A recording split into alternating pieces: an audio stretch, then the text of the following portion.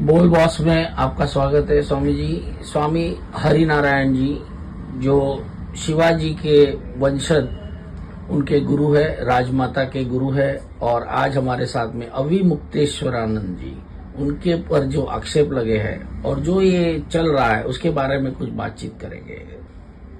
देखिए, जो ज्योतिष पीठाधीश्वर वर्तमान में हैं, जो उनके गुरुदेव भगवान थे, अब उनके ब्रह्मलीन होने के बाद जो शारदा पीठ और ज्योतिष पीठ, जो उनके परम शिष्य थे, उन्हें गादी के अधिपति उन्हें जो है बना दिया गया।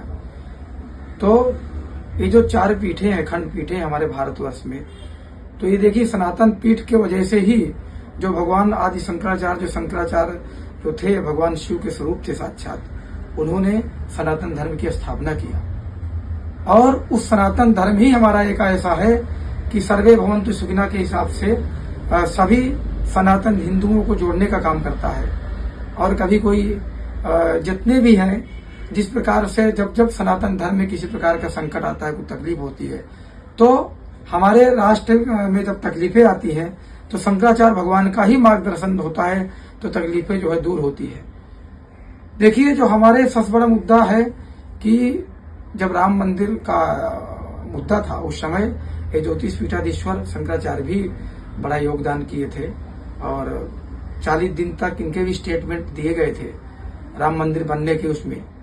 इनका ज्यादा प्रचार प्रसार नहीं हुआ। शंकराचार्य स्वयं अपने आप में शंकराचार्य हैं, हमारे सनातन धर्म के प्रधानमंत्री हैं। उनके बारे में हम जितना शब्द बोलें उतना ही कम है।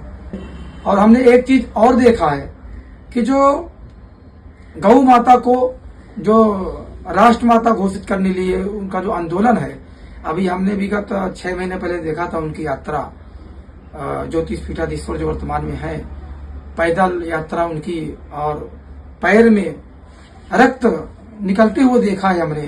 पैर में तमाम प्रकार के पैदल यात्रा, ऐसे गर्मी में धूप छाया में नहीं देखना, और आंदोलन करना, और पूरे हिंदू को जागृत करना, अखंड भारत को जागृत करना, और राष्ट्र हित के लिए कार्य करना, जो ये हमारे जो वर्तमान शंकराचार्य बने हैं। तो मुझे लगता है कि जितना अच्छा इनका गौ क्या कहते हैं राष्ट्र हित के लिए आंदोलन है, जैसे धर्म सम्राट करपात्री जी ने ये मुद्दा उठाए थे, एक समय था। इसके बाद अगर आज वर्तमान में ये शंकराचार्य जो हुए हैं और जितना गौ माता के लिए कार्य कर रहे हैं, राष्ट्र हित के लिए, अखंड भारत के लिए बहुत सर्वोपरि है।